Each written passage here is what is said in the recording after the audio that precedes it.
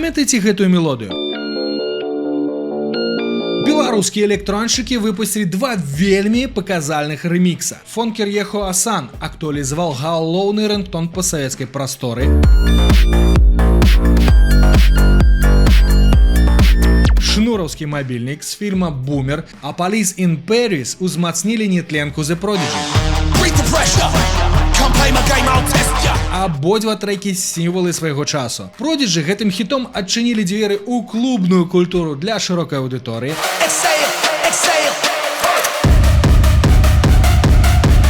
А мабільнік паказаў, што музыку цяпер будуць слухаць інакш, у іншых месцах і на іншых прыладах.